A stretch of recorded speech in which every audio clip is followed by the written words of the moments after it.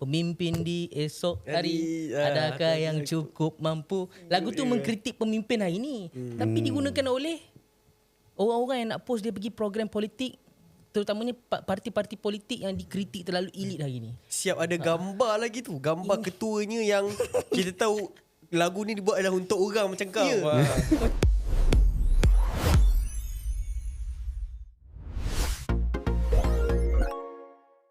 Assalamualaikum geng. So kembali kita lagi dalam podcast Sentuh Rumput.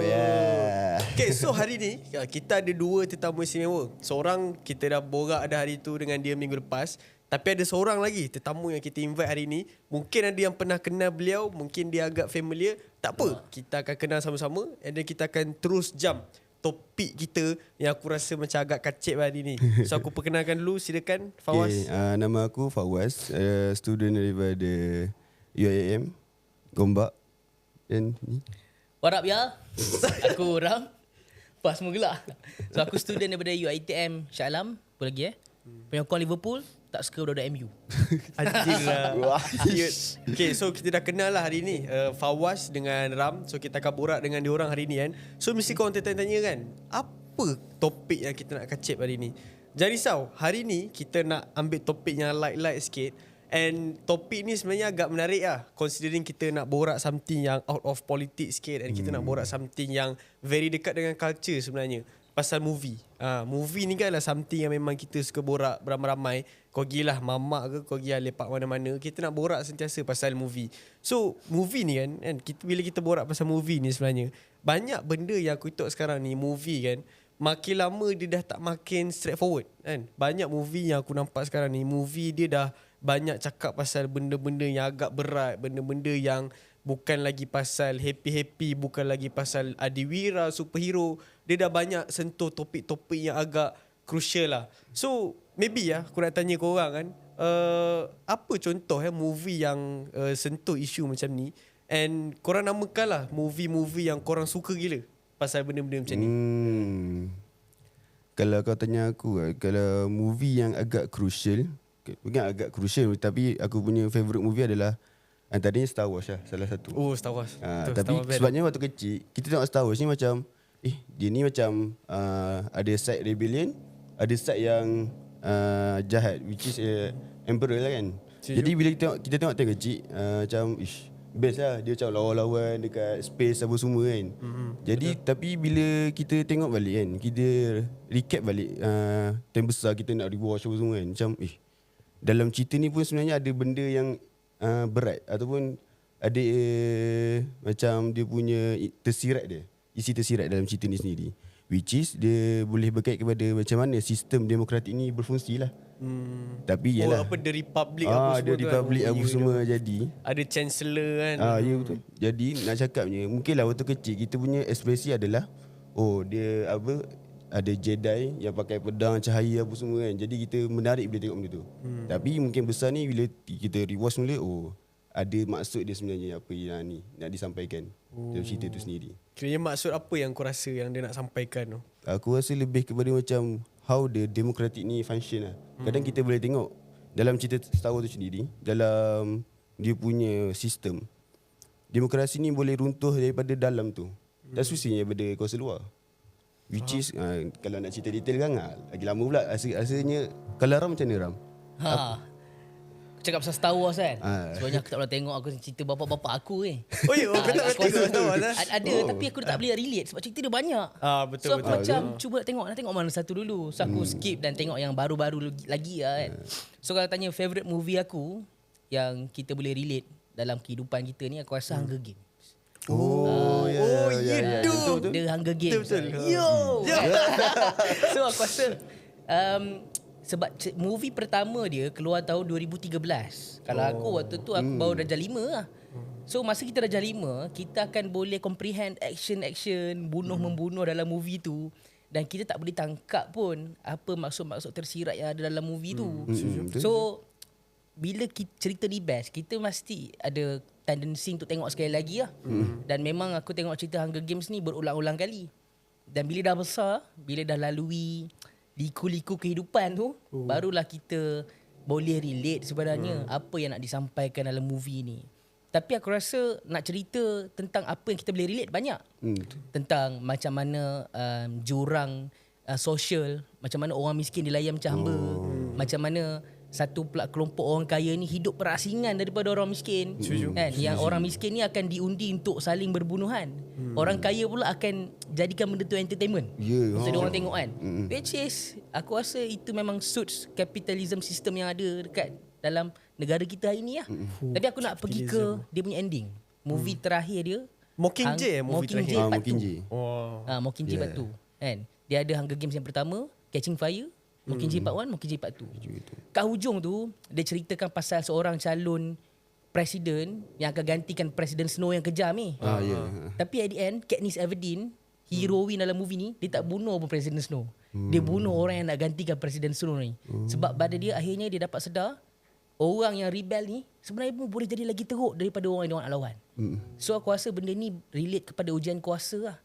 Lagi dekat orang tu dengan kuasa, dia boleh jadi lagi teruk daripada orang dia nak lawan pada masa itu. So aku rasa Hunger Games ni untuk orang politik, lagi-lagi kat Malaysia, boleh tengok memang best lah. Kau akan macam Dia baca dia cakap pasal movie, tapi dia bukan movie lah, benda politik kan. Yang best juga contoh macam Game of Thrones, very political. Ada juga macam apa House of Cards, Designated Survivor. Banyak gila aku rasa movie kita sekarang, banyak gila genre yang memang sentuh a lot about not only politik lah. Dia pun like ada yang very political, yang memang straight up political. Ada yang sebenarnya dia nak sentuh pasal isu biasa. Contoh macam tu lah yang aku rasa Hunger Game. Dia lebih kepada like social issue, tapi dia ceritakan benda tu dalam konteks yang very political. Sebab ini aku rasa dia nak cakap yang isu terbesar dia adalah jurang tu lah yang kau kata tadi. Jurang antara miskin, antara kaya, antara orang yang ada privilege dengan orang yang tak ada privilege, antara kelas politik dengan kelas bukan politikal dan sebagainya kan. Tapi tu lah, borak kacik lah borak pasal Star Wars dengan Hunger Game. Dua-dua adalah movie yang best gila lah. Even Star Wars aku rasa movie aku ingat dulu dia betul lah movie mak bapak kita. And aku ingat dulu first time aku tengok Star Wars dekat TV2. Setiap malam dalam pukul 10, 11 macam tu dia akan tayang, tengoklah 2-3 jam apa semua. So menarik lah kita talk borak kan pasal isu sosial ni kan. Tapi tu lah one thing yang kita nampak sekarang juga, pattern tu, even though ini adalah movie-movie daripada barat kan, dia still juga bawa gelombang ni sebenarnya kepada kat kita Malaysia. Contoh movie-movie yang aku rasa macam dah mula nak sentuh masyarakat kita kan. Contoh macam baru-baru ni apa Malaikat Malam Malaikat Malam dengan Rempit ni cerita. apa dia? Yang movie Motor rempit tu cerita. kan. Movie rempit. Malaikat Malam. Lepas tu movie apa lagi yang sentuh masyarakat kita sikit? Contoh macam dia selalu yang buat movie-movie macam ni arwah Mak Khalid dulu, Mamat Khalid. Dengan siapa lagi arwah Mamat Khalid. Lepas tu siapa nama yang perempuan tu? Ya Allah aku lupa nama-nama orang ni. Tapi pokoknya memang banyak movie ke arah situ lah. And korang rasa kenapa banyak movie yang sekarang nak borak pasal isu masyarakat dan dah tak nak borak sangat dah pasal wira ke apa ke. Kenapa kita more into realistic punya perspektif? Awas dulu ke aku dulu? Aku rasa Ram Aku dulu lah. Aku rasa sebab dalam kesibukan kita bekerja zaman sekarang ni, antara entertainment, hiburan yang boleh dapatkan perhatian masyarakat adalah benda-benda yang dia orang boleh relate lah. So aku rasa dunia hiburan, kalau kita cakap pasal movie ni, dia dah lebih daripada sekadar hiburan dah. Tapi dia lebih untuk sentuh masyarakat dengan menunjukkan hiburan ni sebenarnya adalah cerminan budaya. So aku suka, kalau aku nak tengok movie, aku suka tengok movie-movie yang macam nombor 1 genre perang.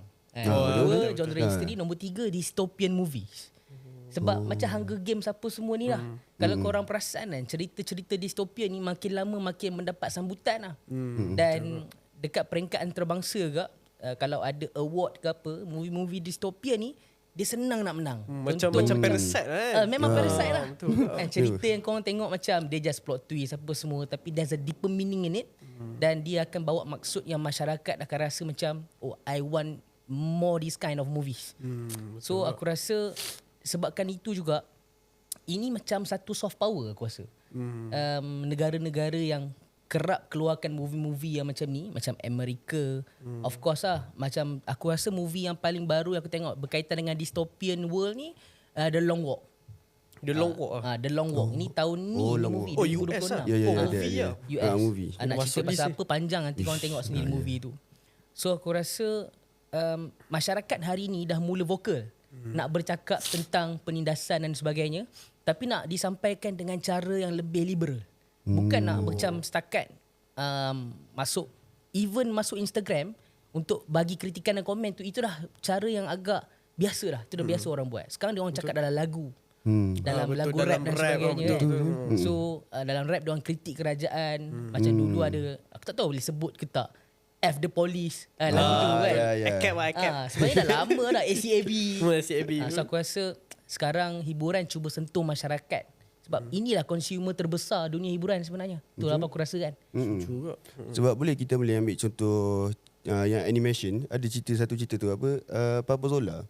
Which is dia sentuh masyarakat. Betul ke? Ya, Dia betul, tunjuk how reality survival untuk seorang bapa ni sendiri. Oh, ya betul juga apa-apa Kadang Zola, kita tengok kan, dia dapat sambutan gila-gila, especially pada golongan family lah. Yang bapa-bapa bila dia datang tengok sendiri, kadang bapa tu sendiri pun menangis tengok macam mana. Kadang mungkin lah wife dia baru faham macam mana yang suami dia ni bekerja apa semua. Satu lah cakap, kita punya entertainment ni, movie, tak semestinya perlukan dari segi reality ataupun kita gunakan pelakon yang hidup, which is kita boleh dalam buat animation apa semua. Jadi bila dibuat dalam animation, dia disampaikan perasaan macam mana Papa Zola ni dia kerja macam mana apa semua kan. Kadang dalam tersilap dalam video tu pun dia tunjuk dia buat Grab, motor dia rosak, balik tu hujan. Jadi dia tunjukkan kita punya view ni, how dia reality sebagai seorang lelaki dan memimpin keluarga tu sendiri. Betul juga kan. Ya, aku rasa yang aku terkejut juga pasal Papa Zola ni sebab dia animation. Dia Dia macam animation. kartun, tapi kita tak expect yang daripada cartoonish punya yalah karakter apa semua tu dia boleh insert very deep meaning yang sangat relatable dengan ramai orang lah. And I think ini pun tu yang macam aku cakap lah, macam I think this is a point yang mana Malaysia pun dah mula gunakan elemen macam tu. Sebab aku perasan yang selalu gunakan macam orang kata slice of life ataupun gunakan elemen reality dalam cerita ni selalu macam anime lah. Kan anime banyak gila lah borak pasal politician yang korup lah, borak pasal budaya Jepun yang makin masyarakatnya makin jatuh dan sebagainya. Soalnya anime suka lah kupas topik-topik macam ni kan. Tapi tu lah, bila kita bawa isu-isu macam ni kan, korang rasa Gen Z okay ke? And macam, yelah sebab kebanyakan Gen Z kan lah orang yang technically baru nak mulakan hidup. And orang tu selalu kata macam belum cukup masin-masin dalam kehidupan. So korang rasa adakah Gen Z still boleh relate dengan semua sentimen distopia dan reality yang kebanyakan movie ni cuba nak bawakan? Kalau kau tanya aku rasa boleh je. Sebab kadang Gen Z ni dia perlukan exposure dengan lebih luas. Tak semestinya daripada pergi konsert kan. Gen Z ni kan biasa dia viral dengan asal ada konsert je. Macam The Weeknd, Nike lah terus semua pergi kan. je. Tapi kadang dia ni kena belajar untuk duduk dan tengok satu movie yang boleh bagi dia pengajaran yang besar. Satu juga boleh ambil contoh Papa Zola, Hunger Game, Star Wars apa semua. Jadi kadang sebab Gen Z ni adalah generasi yang perlukan perhatian. Dia yang need dia perhatian tu sendiri. Sebab tu aku rasa macam Gen Z ni kalau bab untuk movie, ya dia kena tengok. Perlu tengok. Kalau aku rasa macam mana Ram? Aku rasa kita tak boleh nak pukul rata dan bagi jawapan yang konklusif. Gen Z ni boleh develop satu idea tentang apa yang tersirat dalam movie atau lagu dan sebagainya. Tapi apa yang aku boleh rumuskan adalah kesedaran itu sedang meningkat naik lah. So dia terbahagi kepada beberapa faktor. Antaranya sebab platform yang ada makin banyak dan juga producer untuk yang ada kesedaran untuk memberi kesedaran kepada masyarakat ni pun makin bertambah. Contohnya dulu kalau Gen Z zaman dulu, orang-orang muda zaman dulu mungkin orang layan lagu Jiwang ke apa kan. Tapi orang muda Gen Z macam kita ni sekarang layan macam Hindia dan Fist. Kita tahu lah. Ya betul. Hindia dan lah. Fist, lagu-lagu dia penuh dengan kritikan kepada very golongan political. kapitalis. Dan kita yang baca lirik dan dengar pun kita tak perlu nak kena hadam dalam sangat untuk kita faham lirik lagu ni memang sangat-sangat politikal dan ada message. So penyampaian yang dah dibuat hari ni kepada masyarakat lebih direct dan lebih jelas. Dan platform untuk orang-orang bercakap pula. Kalau dulu Diorang mungkin boleh dengar dekat radio, dengar dalam kereta.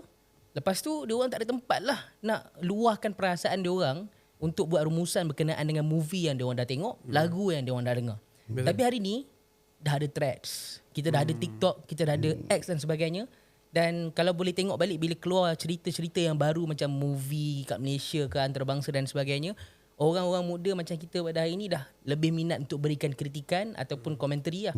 So aku rasa daripada masa ke masa disebabkan penambahan producer-producer yang ada kesedaran untuk bagi kesedaran dan ramai orang muda yang makin lama makin suka untuk buat ulasan, so kita akan mungkin boleh menuju ke arah kesedaran ni akan lebih menyeluruh lah satu masa nanti. Faham. So kau suggest yang kau nak sambung lah. Tapi pasal yang kritikan kan, kadang betul Gen Z ni dia suka bagi kritikan apa semua, tapi sesetengah daripada Gen Z tu sendiri dia tak reti untuk memberi kritikan dengan beradab. Bukanlah beradab, which is berformal lah orang kata lebih macam tu. Maksudnya macam tak kena dengan jiwa tak kena lah. dengan jiwa. Kadang sebab bila dia kritik dalam thread Instagram apa semua kan, dia terus bagi apa ni penerbit lagu macam ni apa semua kan. Dia habis semua habis semua carut dia keluar kat situ. Jadi apabila kita nak kritik something, I think Gen Z perlulah ingat kita kena ada cross line, sebab komen kita bukan kita seorang je yang tengok. Bukanlah hanya kita punya gen kita yang tengok. Kita ada millennial, ada budak-budak. Kadang benda tu yang membuatkan kita punya masyarakat sendiri terdedah dengan benda negatif. Betul. Jadi Gen Z sendiri kalau nak kritik, kita boleh, kita mempersilakan nak kritik, silakan. Tapi ada dia punya cara dia sendiri. Aku teringat pula bila kita cakap pasal Gen Z dengan budaya macam ni lah, nak berhibur kan. Sebab a set of movie, lagu, and then adalah macam tengok konsert, and then ada yang tengok macam, yelah kalau kat universiti kan banyak apa tarian apa semua tu kan.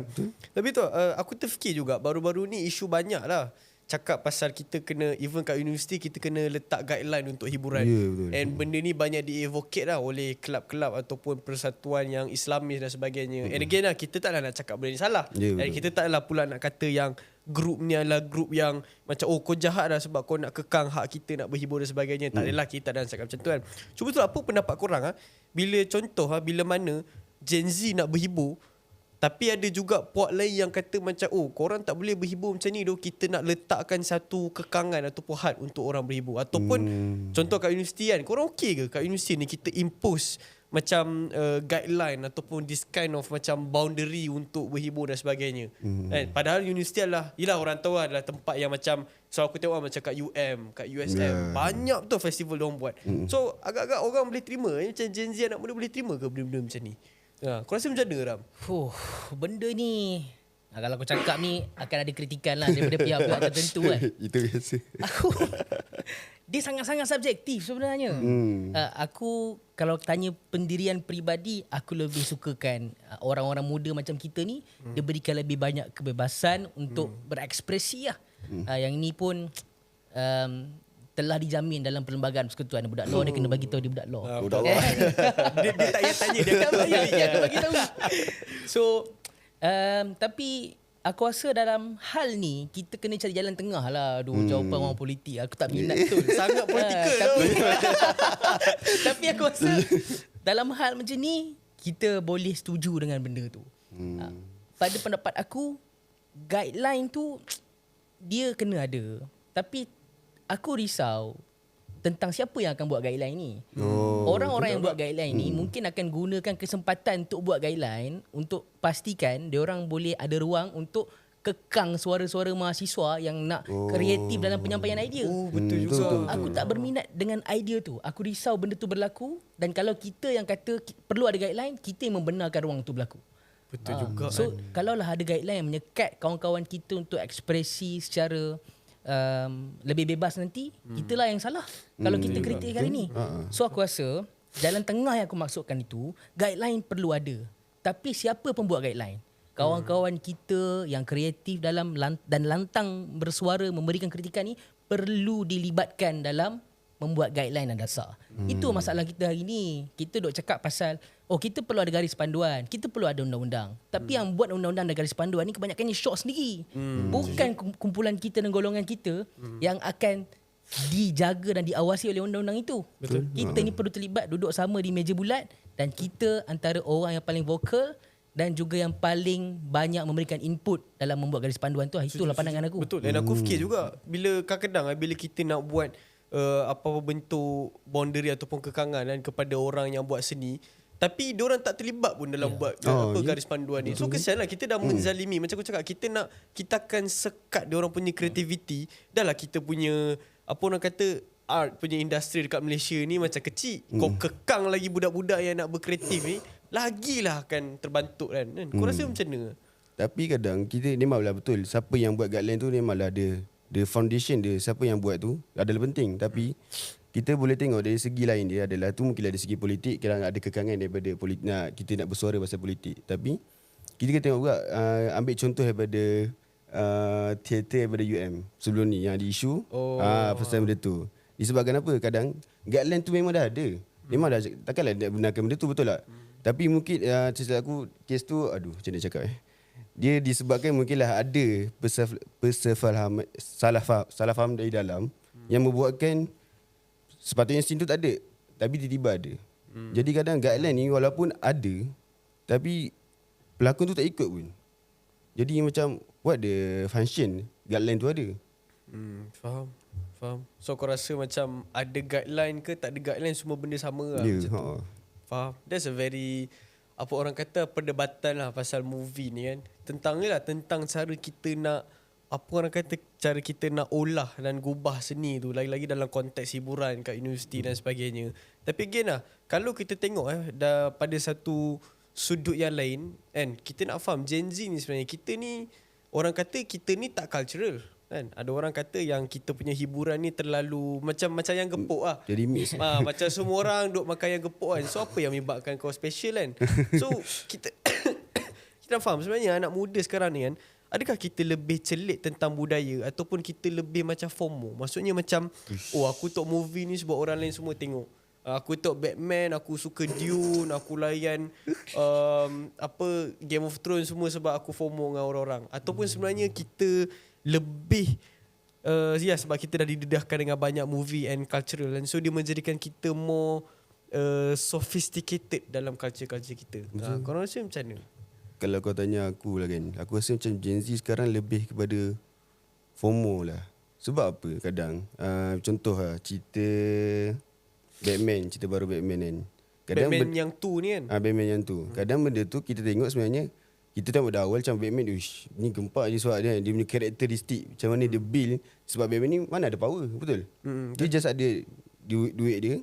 Betul. Dengan dia punya alat-alat dia pun semua kan. Betul. Jadi macam dia ada teknologi teknologi dia. Jadi benda ni sebenarnya orang yang tengok, yang sebagai fan kepada Batman, dia tengok macam mana dia build karakter dia daripada nothing sampai tahap dia sekarang. Tapi bila kita tengok Gen Z, dia sebenarnya dia tengok sebab FOMO je. Dia tengok orang buat story apa semua kan. Dia datang, dia tengok, dia tak faham cerita tu apa. Lepas tu ambil gambar, just buat story je, dia tengok done. 9 okay, betul macam tu kan. betul. Jadi macam why, kenapa kita tengok atas dasar FOMO? Sebabkan kita tak tahu pun macam mana perjalanan dia full cerita pasal Batman tu sendiri. Betul, aku rasa ni yang kalau dalam TikTok sekarang dia banyak isu LARPing. Korang tahu maksud LARPing kan? Live action role playing. Maksudnya macam LARPing ni is a very absurd concept lah. Aku pun baru belajar agak. Aku rasa macam bodoh gila lah benda ni, and aku tak tahu kenapa wujud. LARPing ni basically engkau, katakan lah, kau adalah fan Game of Thrones atau fan ni yang Hunger Games kan. Kau adalah fan Hunger Games, tapi kau sebenarnya bukannya fan betul pun. And kau tak pernah consume pun movie tu, tak pernah tengok pun. Tapi kau masukkan diri kau ke dalam perbincangan tu ataupun be part of the cultural discussion hanya sebab kau FOMO. Faham tak? And this is a huge thing. Aku perasan sekarang, kalau kau perasan borak lah, not even movie, dalam lagu fans kepada apa-apa pembuat ataupun producer, contoh Kendrick Lamar, Drake ataupun Taylor Swift ke apa kan. Kita perasan macam ramai gila daripada kita sekarang ni LARPing, in the sense that aku sebenarnya tak dengar pun lagu, tapi aku duk puja, duk borak macam tahu sangat. Kenapa lah benda macam ni berlaku? Pelik juga. Sekarang kita tengah sembang antara FOMO dan juga penghayatan sebenar. Aku adalah orang yang lebih melihat kepada objektif berbanding dengan cara lah. Bukan nak bermakna aku antara orang yang kata niat menghalalkan cara tak. Dia bukan sampai ke tahap tu. Tapi aku lebih suka untuk nak beri kritikan, kita tengok objektif dia. So kalau cakap tentang budaya FOMO ni, contohlah kan, dulu orang yang layan lagu Hindia dan Fish ni yang banyak bagi kritikan ni tak ramai. Dulu geng-geng yang kawan-kawan kita macam geng-geng aktivis ke apa. Tapi kalau tengok sekarang, orang pergi program politik pun dia pergi letak lagu Fish. Aku rasa macam aku tahu parti mana. Aku tahu parti mana. Aku dah geram lah. Okay, tapi adakah aku nak marah ada orang pasal benda tu? Okay. Aku rasa aku tak patut marah. Sebab budaya FOMO ni aku rasa dia perlu ada supaya message tu boleh disampaikan. Maksudnya faham. Orang yang takkan faham, memang kumpulan yang macam ni, tak apalah. Dia orang takkan faham, tak apa. Tapi aku harap message tersirat tu akan berjaya disampaikan kepada orang yang asalnya FOMO. Dia mula-mula je FOMO. Macam cerita Batman kan. Okay, adakah semua orang yang layan cerita yang baru akan tengok semua cerita Batman? Dia takkan semua. Tapi aku harap orang yang datang daripada FOMO tu ada yang betul-betul nak masuk dalam discussion yang genuine, dan dia terpaksa buat research, dia terpaksa tengok all of the movies, mungkin tengok comics, dan akhirnya dia akan membina minat yang genuine lah. Aku rasa itulah apa yang kita kena buat hari ni sebagai orang muda. Kita nak advocate, kita kena guna cara yang boleh tarik orang yang FOMO.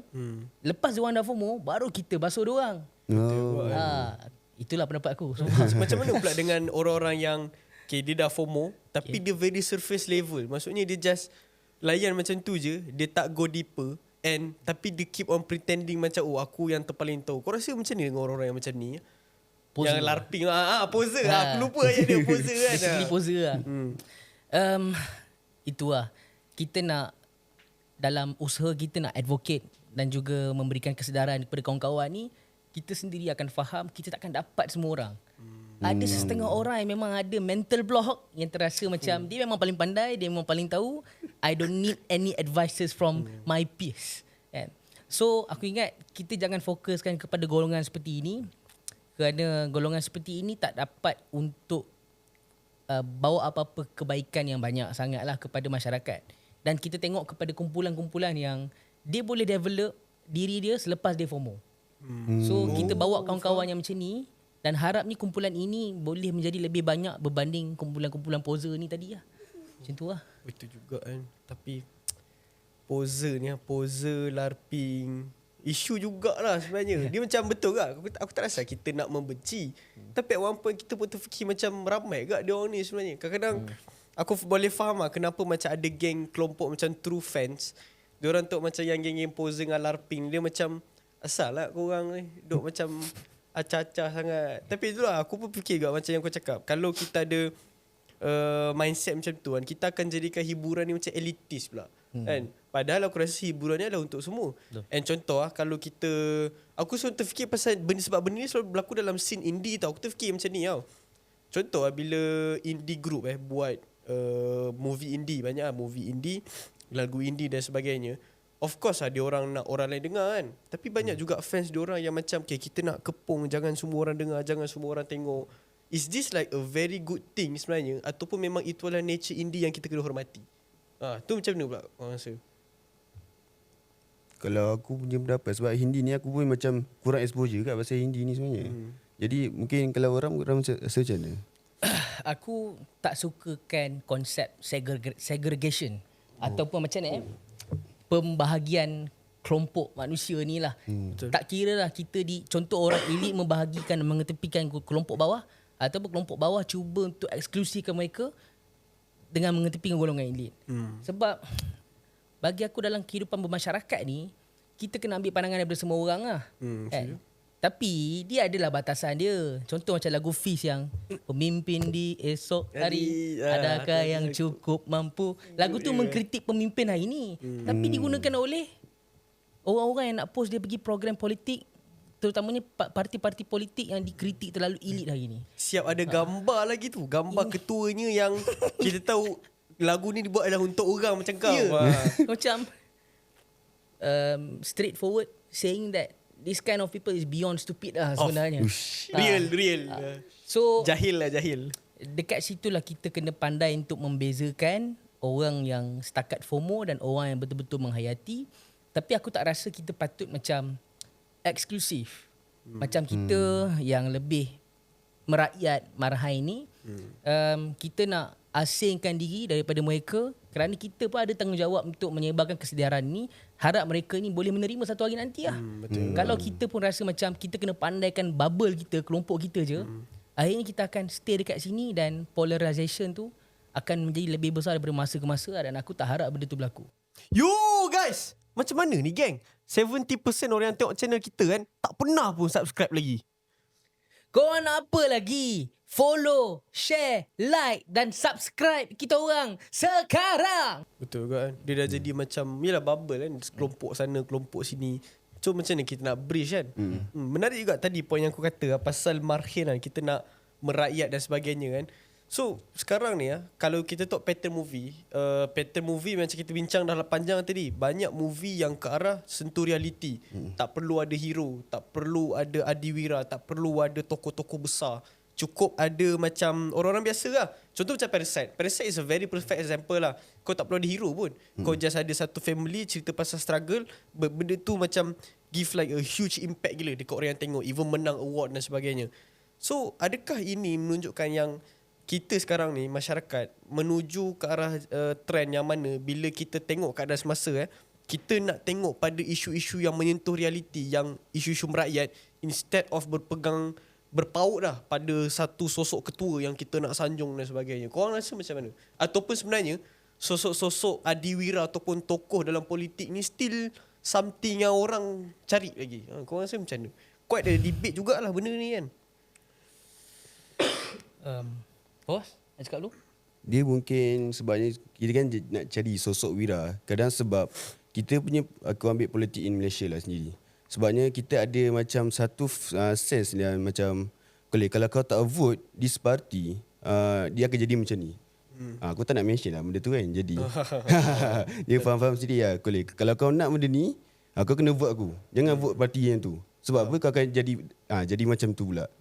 Jadi sebabnya kat Malaysia kita boleh tengok kadang kita punya politik sendiri macam wayang. Oh, ya betul juga kan. Dah macam movie. Dah macam movie. Kan? Sebab kadang contoh kita tengok isu banjir. Okey, kenapa waktu isu banjir kita perlu bawa cameraman untuk tunjuk benda tu. Kadang benda tu tak ni malah kita bawa sebagai orang tahu yang menteri ni turun apa semua. Jadi kenapa kita nak kena tunjuk why? Nak tunjuk pada semua rakyat. Kenapa nak tunjuk menteri ni turun apa semua? Sedangkan rakyat tu sendiri boleh tengok sendiri. Betul. Kat situ, kat tempat kejadian tu sendiri. Juga, kan? Kiranya orang-orang lokal akan nampak lah benda tu kan. Why kena bawa kamera yang harga pun mahal untuk redah banjir. Betul. Just to record the menteri kat situ. Dah macam pelancong lah pula kan. Pelancongan banjir. Jadi poin aku macam untuk ni lebih kepada kita punya politik ni dah hanya macam scripted. Faham. Ada isu, rekod, hantar dekat social media. Oh, menteri ni buat kerja. Menteri ni tak rekod. Dia tak bawa dia buat kerja tapi tak bawa kamera pun. Kita chop dia, kau tak buat kerja ke asal jalan ni macam ni lagi? Apa macam ni lagi? Jadi membuatkan kadang kita punya kat Malaysia ni pun dah bermasalah lah. Betul. Jadi wayang scripted and all. Betul ke? Kau rasa macam mana Ram? Kau rasa topik ni kalau kita nak letak tajuk, kita letak tajuk politik personality dengan politik dasar lah aku rasa. Kan? Ini berbalik kepada dosa pemimpin-pemimpin yang lalu dan pemimpin hari ni bagi aku. Bila diorang bawa manifesto, lagi-lagi kepada pemimpin yang asalnya membangkang, bawa manifesto yang sangat meyakinkan dan akhirnya bila berada di puncak kepimpinan dia tak boleh nak buat benda tu lah. Sebab itu rakyat pada hari ni dia lebih melihat kepada personality, dia lebih minat dengan fandom edit video-video jedak-jeduk pemimpin daripada video-video pemimpin yang bagi tahu pasal apa dia nak buat, apa yang dia dah buat. Berbanding pemimpin-pemimpin yang ikhlas dan genuine ni. So aku rasa inilah tanggungjawab mereka yang nak bertanding di pilihan raya akan datang tu nanti. Kan? Macam mana mereka nak pastikan apa yang mereka janjikan hari ni bukan sekadar benda-benda yang shock. Kan? Bukan sekadar benda-benda yang rasa macam kalau aku cakap macam ni, dia orang akan minat nak undi aku. Tapi aku harap dia orang ni cakap benda-benda yang dia orang kalah ke, dia orang menang ke, dia orang memang betul-betul boleh buat. Sebab aku harap budaya politik ideologi yang ada dekat negara-negara luar, contoh negara luar kalau kita akan sembangkan tentang kau nak undi apa, dia orang akan cakap pasal ideologi lah. Nama parti dia orang pun liberal lah, demokrat, konservatif, Socialist. tapi kita masih tersangkut dekat tahap politik sentiment, politik personality. Oh, pemimpin ni pernah rasuah, pemimpin ni tak straight. Kita masih bercakap benda-benda tu. Kita tak cakap tentang okey, dasar dia ni lebih progresif, dasar dia ni lebih konservatif. Sebab akhirnya pemimpin-pemimpin yang dapat kuasa, dia orang gagal untuk execute dia orang punya dasar dan juga manifesto tu lah. Sebab itu rakyat akhirnya tersekat di perbincangan tentang pemimpin ni kafir, pemimpin ni lebih warak dan sebagainya. So inilah benda yang aku rasa patut ada perubahan. Sebab kita boleh tengok lah sekarang ni dalam media sosial kan, kadang adalah yang mungkinlah setengah orang dia edit kan. Mungkin Gen Z rasanya yang lebih beredit. Which is kalau contoh Anwar ni pergi kan, dia pergi tak silap pergi negara mana waktu tu yang Turki. Dia ada Turki. Dia macam ada satu scene yang dia pakai jaket, dia sambil jalan, dia macam buat kerja apa semua kan. Benda tu aku rasa dekat waktu tu UK. UK. Rasanya UK rasanya. Dia video jalan tu biasa je. Tapi bila sampai dekat tangan netizen, benda tu kadang dia edit. Oh, Anwar ni ada aura dia sendiri apa semua. Ya, aku ingat orang siap edit jadi macam aku dan kawan-kawan bila kelas tak ada cikgu. Lepas tu duk berjalan satu sekolah. Betul tak? Jadi sebenarnya kita nak tengok, kita kena ingat balik. Sebenarnya politik ni adalah benda yang penting untuk memajukan negara. Tetapi bila masuk dalam media sosial, dia jadi lebih kepada meme ataupun just ni dia buat joke je benda ni. Jadi nampak tak nilai politik tu sendiri dah turun. Untuk dari segi golongan Gen Z tak kisahlah, untuk masyarakat kita sendiri lah. Jadi aku rasa macam sepatutnya kita kena sedarkan balik kita punya Gen Z, di mana politik ni bukanlah mainan untuk kamu nak buat joke ataupun kau nak buat gross tender apa semua. Tapi kita kena ambil dari segi nilai yang serius juga lah. Sebabnya untuk yang akan menggantikan next ni adalah kita sendiri. Betul. Tapi tu aku terfikir juga, kita kan nak jadikan politik ni benda yang serius. And aku setuju lah. And aku nampak yang kalau kita tak ambil serius politik and kita layan dia macam memes, dia akan jadi macam isu Trump. Dulu lah seingat aku Trump dengan Brexit lah. Dulu antara sebab kenapa yang aku pernah baca based on research kenapa Trump boleh menang jadi presiden waktu 2016 dulu, and macam mana Brexit movement boleh menang untuk keluarkan UK daripada Europe, sebab orang nampak benda tu lawak. Maksudnya orang waktu tu fikir yang macam lawaknya kalau aku menangkan Trump jadi presiden, aku rasa macam this is a memeable thing lah. And that's what happened. And tengoklah apa consequences-nya. Waktu tu trade war, waktu tu macam-macam lah, penyebaran hoax dan sebagainya. And macam mana waktu tu kita dah masuk macam post-truth punya times, iaitu macam kau cakap lah apa-apa pun kat dunia ni, kebenaran bukanlah pasal benda tu betul ataupun tidak. Kebenaran adalah pada mata orang yang menilai. Maksudnya kalau orang tu rasa macam kau ni penipu, kau penipu lah walaupun kau cakap benda yang betul kan. And that's a very big thing lah. Macam Brexit juga menang sebab waktu tu yang campaignkan untuk Brexit waktu tu adalah Nigel Farage nama dia, dengan movement dia waktu tu Reform UK ke Exit, aku lupa Exit parti apa macam tu lah. Tapi orang waktu tu pun anak muda memilih untuk vote diorang sebab diorang rasa macam kempen yang ditawarkan ni adalah kempen yang bersifat lawak. So at one point aku terfikir yang aku nampak kenapa politik makin lama makin cuba melucukan dirinya, ataupun kenapa kita tengok pemimpin main-main edit ataupun create this kind of fandom yang yelah jedak judu and menggunakan konten-konten yang sangat one layer, mudah dan sebagainya. Because I think Gen Z ourselves yang menuntut benda tu. Sebab contoh lah, kalau tak ada kalau tak ada konten macam Brain Rot, tak ada konten macam meme, ataupun contoh baru-baru ni kalau korang ada lalu video korang speaker Selangor Kamri Kamrudin yang dia ada buat dah entah jadi mana-mana dress up with me apa semua jadi meme dan sebagainya. So I was thinking yang akhirnya benda ni disebabkan oleh Gen Z sebenarnya yang menuntut untuk kita melucukan ataupun mengurangkan keseriusan kita dalam politik. So what do you guys say? Adakah ini a healthy thing? Adakah ini okay untuk negara kita? Ataupun adakah sebenarnya benda ni keperluan lagi-lagi untuk menghadap generasi makin muda ni yang otaknya makin, orang kata short attention span lah kan? Kau rasa macam mana, Ram? Bagi aku, pemimpin-pemimpin ahli-ahli politik hari ni, dia bukan tak tahu metod yang paling sesuai sebab dia orang dah tengah buat dah. Itu yang dia orang duk buat video. Aura farming lah. Aura farming, letak lagu Travis Scott. Ya tu. Edit gambar pemimpin ada dreadlock. Semua tu kan. Tapi kan, kenapa kau orang buat benda tu without purpose? Kenapa kau orang tak cuba gunakan cara dan metod yang kau orang dah tahu ni untuk sampaikan benda yang sepatutnya disampaikan? Bagi aku lah, sebab diorang ni bukan nak fokuskan kepada benda-benda yang nak disampaikan. Diorang sendiri yang memaksa rakyat untuk suka dengan politik personality ni. Diorang boleh gunakan cara-cara tu untuk buat short videos yang somehow ada elemen-elemen brain rot apa semua, tapi untuk sampaikan apa yang diorang nak buat, polisi dan dasar. Aku tak rasa ada lagi mana-mana pemimpin atau ahli politik yang ada effort untuk buat benda tu. Setuju. Kalau diorang ni ada niat untuk sampaikan politik polisi dan dasar, diorang ni terlalu bosan. Tapi kalau diorang tak buat benda tu, diorang terlalu brain rot terus. Macam tak ada yang tengah-tengah kan. Okay, macam video yang kau cakap tentang speaker Dewan Negeri Selangor kan. Apa benda yang kita boleh dapat daripada situ selain daripada komen yang macam, bro delete this video before my wife see it. Selain benda-benda tu Bro, kan. my girl is in this app, you know. So kita pemimpin hari ni yang develop masyarakat yang akan bagi komen-komen yang macam tu je lah. Dia orang tak ada peluang untuk kritik dasar ke, ataupun dia orang tak ada peluang untuk sokong benda-benda yang disampaikan oleh pemimpin dia orang selain daripada comment about that video.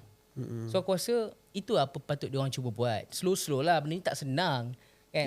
Macam mana nak incorporate, tapi benda ni lah yang orang muda nak, dan benda ni yang boleh tarik perhatian orang muda. Korang kena cuba lah sampaikan benda yang kau nak sampaikan tu dengan cara yang orang muda boleh terima. Dia Betul macam juga. seolah-olah kita punya politik sekarang macam kita punya the new branch of the industry hiburan. Just another Just another industry lain. Cumanya macam kita fikir balik. Contoh, untuk next kita punya PRU apa semua, adakah kita ni nak vote untuk the new leader ataupun pemimpin baru kan? Ataupun kita ni just nak vote siapa yang pandai berlakon untuk dapatkan undian tu. Betul juga. That's a huge thing jugalah. Sebab bila fikir balik kan, contoh lah, aku banyak guna contoh daripada US lah, sebab itu politik paling senang nak nilai kan. Macam Trump kenapa dia boleh menang election 2020 paling latest sekejap, 2016 tak 2024 yang baru-baru ni kan. Antara sebab kenapa dia boleh menang election tu, sebab dia banyak guna streamer. Kan dekat US kan banyak gila streamer anak muda kan, yang macam buat konten lawak. Contoh macam Kai Cenat, apa Adam Rose mana tak nama ni apa semua, yang geng-geng Riz, geng-geng Black Hood yang buat memes apa semua. Like there's a lot of streamer yang buat konten sangat-sangat Gen Z of course, and sangat-sangat brand rot lah, to the point yang kita tengok macam this is nothing lah. And that's how Trump tarik undi anak muda dengan join benda-benda macam ni lah. Dia join dalam stream, and dia buat waktu tu kerja-kerja macam pergi jadi cashier McD. Waktu tu dia jaga drive-thru, and then dia pergi buang sampah dan sebagainya. And itu menunjukkan bagaimana kapasiti. And also Trump, sebab dia banyak memes. Trump banyak gila memes. Kalau kau tengok, kau search lah bersepah-sepah memes dia, Orange Man lah apalah. Dan itu sebenarnya macam menunjukkan kita dah melangkau ke satu era yang mana politik ni, betul lah dia dah wayang. Sebelum ni memang wayang juga, tapi sekarang dia dah jadi wayang yang lain macam. Dia dah jadi wayang yang macam mana nak kata lah, dia dah jadi wayang yang to the point yang kau adalah badut je sebenarnya, bukannya kau adalah aktor yang orang sanjung dan sebagainya. And yalah, ini yang menyebabkan in the end, bila kita dah melangkau ke area begini kan, kita dah mula sukar untuk, macam Yaram katakan tadi, nak tarik anak muda untuk think critically buat politik. Sebab betul lah, kalau you use brand rot untuk tarik minat, tak ada masalah. Tapi and then what? What's next? And kau kena bawa dia pergi ke polisi, kau kena bawa dia pergi kepada dasar, kena bawa dia orang pergi involve dalam isu-isu politikal dan sebagainya. Tapi sayangnya tak ke arah situ. And I think another example juga yang menarik, yang maybe aku pun nak tanya juga korang. Contoh lah sekarang kan, kita ada beberapa actors dalam filem industri perfilman sekarang dia orang dah jadi tokoh-tokoh besar. Contoh macam VJ kan. Sekarang dah dekat Tamil Nadu dengan parti baru dia kan. So fenomena ni menyebabkan akhirnya yang naik sekarang ni, contoh macam Syed Saddiq pun dia dengan Bella, dengan artis kan dan sebagainya kan. So korang rasa macam mana bila kita tengok sekarang ni adalah kita nampak yang politik ni dah jadi satu movie, dia dah jadi satu wayang, and sekarang yang mendominasi pentang-pentang politik ni adalah orang-orang yang lebih pandai buat wayang. So what's next untuk politik kita sebenarnya, and what's next untuk negara kita? Adakah kita akan jadi a huge mega wayang, dan macam mana sebenarnya masa depan negara kita kalau inilah perhitungan politiknya? Sebab tadi Zaim cakap pasal badut kan. Aku rasa aku teringat satu pepatah ni. Kalau kita bawa seorang badut masuk ke dalam istana, istana tak boleh jadikan dia tu raja. Tapi badut itu akan menjadikan istana sebagai sarkas. Ni pepatah Turki seingat aku. Ya, aku pun tak ingat aku baca kat mana. Tapi aku ada baca. So itulah realiti yang kita sedang menuju sekarang. Dan aku tak harap benda tu berlaku lah. Actually dah berlaku lah sekarang kan. Macam kita cakap tadi lah, dia orang buat video brand road. Orang-orang macam ni akan dapat tarik perhatian dan dia orang akan menang dan dia orang akan terus buat benda-benda macam ni dari masa ke masa lah. But you also mention about Syed Saddiq. Orang yang aku rasa berjaya mulakan effort untuk ada perubahan dalam benda ni. Betul. Benda ni pun dah banyak kali diulas dalam podcast-podcast lain lah tentang Syed Saddiq. Macam mana dia boleh bina personality. Actually pengundi-pengundi dia adalah orang-orang yang fokuskan kepada politik personality lah. Kan kita kata sebab dia orang minat dengan dia apa semua kan. Tapi at the end dia sampaikan juga video-video dia tentang apa yang dicakap dalam Dewan Rakyat, apa yang dia buat dekat parlimen, dia bagi laptop dan sebagainya.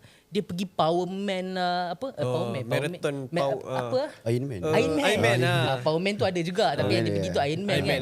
Dia tunjukkan penglibatan dia dalam sukan dan sebagainya untuk tarik minat orang. Tapi dalam masa yang sama, benda-benda yang patutnya dia sampaikan lah. Betul. So aku ingat Syed Saddiq ni dah macam menjilat pula. Glazing. Bukan lah. Bukan cakap pasal parti dia ke apa ke. Mungkin boleh dijadikan contoh yang baik untuk semua politician hari ni untuk mula bergerak ke arah itu. Yang kesian dekat orang-orang yang ada niat untuk sampaikan benda-benda yang betul, dia orang terlalu membosankan. Even aku pun takkan boleh tengok video dia orang cakap pasal ekonomi apa dan sebagainya ni kan. Setuju. Memang aku sendiri tak boleh nak tengok. Attention span aku pun tak dapat nak catch benda tu lah. Bukan sebab tu aku cakap kesian. Dia orang kena mula tukar cara dia orang supaya negara kita ni tak jadi sarkas lah akhirnya. Betul. Bahaya juga kalau jadi sarkas kan. Tapi let's say kalau lah negara ni jadi sarkas, macam mana kita semua nak hidup lah? Like how can we do lah? What can we do? Kau rasa macam mana Fawaz? Bagi aku macam kalau jadi sarkas, mungkin image kita, negara kita daripada luar pun dah masalah dah sebenarnya. Soalnya kita tahu sarkas tu adalah tempat di mana orang datang membayar tiket tu untuk melihat benda yang lawak. Jadi secara tak langsungnya kita nak cakap kita punya negara ni kalau betul lah jadi macam tu, seolah macam kita punya maruah telah dipijak lah senang cerita. Faham. Jadi kalau boleh untuk Gen Z yang akan datang yang akan menjadi pemimpin dan meneruskan legasi yang sebelum ni, aku rasa kita perlulah sedar daripada sini dan ambil contoh, kita boleh ambil contoh Syed Saddiq lah sendiri. Sebab dia tunjukkan keseimbangan dalam membuat konten. Dia ada konten di mana dia pergi yang Iron Man tu, ada konten yang dia cakap berucap dalam parlimen, which is dia dah laksanakan tugas dia dengan betul lah. Dia membawa usul tu sendiri dan dia ada turun juga padang memberi sumbangan iPad kepada student apa semua. Jadi manifesto dia tu dia buat. Apa yang dia cakap dia buat. Tapi sekarang ni kita tengok mostly kita punya pemimpin atau menteri yang jadi sekarang ni adalah bila dia cakap ada yang dia buat, ada yang dia tak buat. Itu jadi masalah. Dan Gen Z bila tengok cakap, kenapa ada menteri macam ni? Kenapa bila dia naik, dia tak buat kerja yang sepatutnya dia buat? Betul. Jadi itu jadi mempersoalkan kenapa kadang Gen Z ni dia fikir kenapa kita nak jadi pemimpin kalau nanti kalau aku naik pun mungkin aku jadi macam dia juga. Betul juga kan. 2 kali 5 je lah. 2 kali 5 je. Aku rasa aku boleh develop satu jawapan lah daripada Fawaz punya input tadi tu kan. Aku rasa jawapan dia adalah kita kena tengok pemimpin yang kita undi hari ni tu siapa datang daripada kalangan apa. Dia bukan pasal Syed Saddiq sebenarnya. Tapi kenapa Syed Saddiq boleh buat benda tu? Dan kita suka. Kan? Sebab dia muda. Bukan parti dia. Bukan Dia parti adalah dia. orang muda. Kan? Tapi kita bayangkan orang macam contoh Samsuri ke, Ketua Umum yang baru, Anwar Ibrahim ke. Kalau dia orang cuba buat benda-benda macam ni pun, kita akan mula rasa dia orang ni cuba ride wave orang muda je. Kita akan rasa dia orang ni tak ikhlas. Betul. Sebab apa? Sebab dia orang bukan di level-level itu lagi dah. Betul. Kan? Diorang Kita- just nak undi anak muda lah. Kita akan rasa macam tu. Tapi kalau orang macam Syed Saddiq buat, kita akan rasa macam, oh memanglah sebab dia memang orang muda. Biarlah dia buat benda tu dan kita suka. Jawapan Betul dia juga adalah orang tua yang dah lama dah ada dekat parlimen ni Ya, kena tahu bila masa untuk diorang keluar. Betul? Itu betul. Orang Aku muda setuju. macam kita ni yang boleh make sense dengan benda-benda ni, kita lah yang kena mula memimpin negara. Kita kena Kena masuk ganti bertanding. kan dinosaur Ini ni. call to action ni. Kan? Betul. Aku ingat kena banyak lagi pemimpin-pemimpin datang daripada kumpulan muda. Even Syed Saddiq today is not young enough. Kan? Kalau kita tengok balik zaman-zaman awal kemerdekaan, selepas kemerdekaan dulu, pemimpin-pemimpin kita muda gila kot. Ada yang umur 30-an dah jadi menteri besar. Betul. Tapi makin lama yang dapat jawatan menteri besar ke, menteri ke, dia dah umur-umur yang kita pun tak boleh nak make sense. Sampai Perdana Menteri umur 70 lebih dia. Betul. Kita pernah ada Perdana Menteri umur 90 lebih. Betul. Yang menunjukkan bahawa kita ni tak ada talent pool ke? Bukan tak ada talent Ah, pool. betul. Macam kita ni miskin sangat ke? Bakat orang-orang ni macam tak ada ke anak muda langsung? Teras kepada orang muda, peluang kepada orang muda itu patutnya diperluaskan lagi. Setuju. Supaya budaya baru ni kita yang boleh bawa. It's quite awkward untuk orang tua yang memimpin negara hari ni untuk buat gaya orang muda. Actually kena be fair to them. That's not them. Dia orang tak pernah buat benda-benda tu masa dia orang muda, dan sekarang dia orang dah tua pun macam ni dia orang nak ubah. Macam mana kita nak suruh Anwar Ibrahim pergi masuk Iron Man? Kan? Macam mana kita nak suruh Anwar Ibrahim cari bini yang kedua supaya dia boleh bantu popularkan dia? Kena cari artis, bini artis lah. That cannot happen bro. So being fair to them. Tadi kita dah bantai, sekarang kita being fair. Yalah, betul lah. Kita kena gantikan dia orang lah. Betul. Betul. Tapi kita punya sistem pun sendiri. Contoh kan, sebelum ni kita ada macam usul yang di mana menteri limit umur dia adalah sekitar 50 hingga 55 tahun. Tapi benda tu pun tak berjalan dengan sewajarnya lah. Jadi sebabnya tak dapat ujian majoriti apa semua. Jadi nak cakapnya, orang yang pegang jawatan tu sendiri pun tak nak turun lagi. Jadi macam mana kita ni yang muda, orang-orang muda nak gantikan tempat dia orang, sedangkan dia orang sendiri yang dia orang sedar dah, dia orang sebenarnya dah lama dah dalam jawatan tu, tapi dia tak nak turun juga. Jadi boleh bukanlah nak salahkan generasi orang muda juga, tapi kita tengok yang di atas pun tak nak turun, apatah lagi yang bawah ni nak naik. Betul juga kan. Dah jadi susah macam ni. But in the end, bila kita mention orang-orang macam Syed Saddiq dan sebagainya, adakah bermaksud yang Gen Z masih perlukan pemimpin yang bawa karakter macam Superman, Iron Man, Batman berbanding orang-orang biasa yang relatable? Adakah kita masih memerlukan politik personality walaupun orang-orang muda daripada orang-orang biasa? Kau rasa macam mana? Sekali lagi lah menggunakan contoh Syed Saddiq. Terpaksa lah bro jual nama kau. Sebab kita tak ada Label contoh yang lain. kena petik kan? Syed Saddiq ni orang yang kita boleh kata datang daripada parti apa pun, kalau bertanding kat Muar tu dia akan menang tak. Macam mana pun. Sebab personality dia tu sangat kuat dan orang akan mengundi kerana politik personality dia. Daripada situ kita boleh develop satu jawapan bahawa penting sebenarnya supaya orang-orang macam ni dia tak akan terikat dengan pendapat parti dia yang bertentangan dengan kepentingan rakyat. Contoh Syed Saddiq kalau duduk dalam parti PKR kan, mungkin dia akan jadi sebahagian daripada golongan-golongan kiri yang akan susah untuk develop diri dia dan sebagainya. Tapi sekarang dia duduk kat parti muda lah, kan. Aku tak nak cakap pasal parti muda atau pasal parti PKR. Aku nak cakap pasal orang yang cukup kuat daripada segi personality, yang kalau lah parti dia ni ada masalah ke apa pun, dia tetap boleh menangkan diri dia sebab dia memang ada personality yang baik. Tapi macam mana pula dengan orang-orang yang ada personality yang kurang baik sebagai seorang pemimpin yang tak develop rakyat, buat benda-benda yang sama macam mempopularkan diri dia supaya rakyat mengundi dia kerana politik personality. Benda tu tak bagus pula. Sebab dia tak buat benda-benda yang sepatutnya. So kalau tanya benda ni, politik personality ni patut ada ke tak? Dia patut ada. Sebab dia cara yang baik. Tapi macam mana dia dilaksanakan tu, macam mana akhirnya dia dibuat semasa dia dah sudah menang, dia dah jadi pemimpin.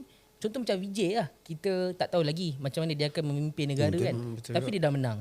One day kalau Vijay ni berjaya buat benda-benda yang sepatutnya, antara benda yang baru kita dapat tengok, dia dah tutup 70 lebih kedai arak yang berdekatan dengan hospital, sekolah dan sebagainya. So itu antara benda yang aku kata dia dah develop politik personality dia dan digunakan benda itu untuk buat benda-benda yang sepatutnya lah. So harap benda ni boleh ada, politik personality ni boleh ada, tapi dia digunakan dengan cara yang baik dan niat yang baik. Tapi kan contoh lah, ni kita cakap tadi macam okey, dia ada politik personality dia dan dia menang dekat tempat dia. Tu betul. Itu lah membuatkan macam ini kiranya kita ambil contoh pemimpin yang bagus lah. So, dia ada politik personality sendiri. Tapi kita punya sistem sendiri, kadang sistem demokrasi, contoh walaupun Syed Saddiq tu menang, contoh kita ada side A dan side B.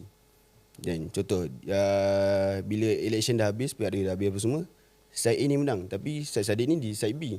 Jadi dia tak ada langsung kursi dalam parlimen untuk masuk. Sebab our system demokrasi ni pun, kalau side A ni menang, hanya side A sahaja yang ada kursi, betul? Betul.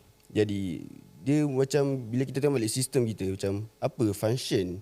Contoh yang vote kat Syed Saddiq 30,000, yang dia punya opponent kalah apa semua, tapi side dia menang. Jadi adakah undian daripada Syed Saddiq ataupun pengundi-pengundi dia tu macam hanyalah useless? Sebab kenapa kita punya demokrasi tak macam memberikan satu ruang? Contoh kalau side A ni menang sekalipun, tetapi side B ada menang majoriti yang boleh menyelitkan beberapa kursi untuk masuk dalam parlimen, supaya undi-undi di dalam undi-undi untuk yang side yang kalah ni tidak bazir lah. Sebenarnya mereka ni dah keluar mengundi. Dan kita tahulah situasi mengundi macam mana, kena beratur dari pagi sampai petang apa semua, ada yang kena balik ada negeri apa semua. Jadi kenapa kita perlu mensia-siakan undian tersebut? Faham. I think itu ada kaitan dengan electoral system lah. Boleh jadi topik podcast kita akan datang to wrap up lah. Apa yang korang rasa benda yang kita kena pesan dekat Gen Z untuk elak negara kita jadi another movie yang sia-sia? Gen Z. Apa yang kita boleh pesan dekat Gen Z lah. Gen Z hari ni kena tahu politik, sistem pentadbiran semua bagi kesan dekat diri korang. So kalau korang tak ambil tahu, korang tak layak untuk bercakap. Korang tak layak untuk mengkritik. Sebab korang tak ambil tahu dan ambil tanggungjawab untuk ada kesedaran di peringkat awal lagi. Betul. Satu masa nanti, korang adalah orang-orang yang akan terkesan daripada segi pengangguran, daripada segi tangga gaji yang tak mencukupi nak dibandingkan dengan kos hari hidup. Kalau korang tak mula bercakap hari ni, tapi korang nak mengkritik kemudian, benda tu seolah-olah sudah terhantuk baru tengadah. Memandangkan kita ada peluang yang baik menuju dekat dengan pilihan raya, korang sekurang-kurangnya kena ada kesedaran. Kalau tak ada lagi, korang belum cukup ilmu, kena timba, kena cari ilmu.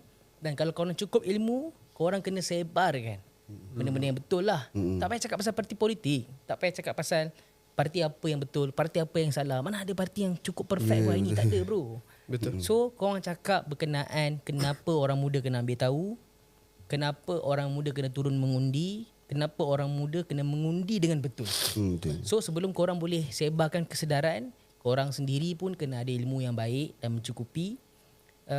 Tak semestinya kena buat in a formal way lah. Macam kita cakap hari ni kan. Yelah, betul lah. Kita boleh cakap pasal movie, akhirnya cakap pasal politik. So korang boleh develop benda ni. Korang jumpa kawan-kawan untuk karaoke ke, lepak kedai makan, lepak mamak, sambil-sambil duk main ML ni, cakap lah pasal macam mana gaji kita nanti ada potensi untuk naik ke tak ada. Kita bagi turun ni. So cubalah biasakan. Kita nak orang muda, tadi kita dah cakap orang muda kena mula memimpin. Tapi balik kepada perkara asal, orang muda kena mula sedar dulu. Barulah boleh faham dan akhirnya layak memimpin. Setuju. Mungkin kalau aku punya pesanan adalah kita ni sebagai Gen Z, jangan bagi alasan untuk takut untuk mengundi. Sebabnya dia adalah Islam cakap, kenalah memilih pemimpin yang betul. Itu satu hal. Jadi kita sebagai Gen Z, kita jangan tengok apa dia ni daripada parti mana. Kita kena tengok dia punya personality politik dia macam mana. Dia buat kerja ke, dia tak buat kerja ke apa semua. Jadi bila kita tengok contoh dekat kawasan kita, yang pemimpin ni dia buat kerja. Tapi dia daripada parti ni. Tapi nak macam mana? Sebabnya dalam Islam kita digalakkan untuk mengundi dengan pemimpin yang elok. Jadi dia dah buat kerja. Jadi why not? Kita tak perlu takut pun dia daripada parti mana sekalipun. Jadi untuk Gen Z adalah cuba untuk berfikiran terbuka lah. Jangan kita menilai hanyalah dia ni daripada parti mana apa semua. Itu je. So clear kan? Kita boleh nampak macam mana sebenarnya daripada movie sebenarnya boleh related to politik lah. So jangan lupa untuk subscribe, jangan lupa untuk follow, share dekat ramai-ramai orang. Jumpa lagi dalam Sentuh Rumput akan datang.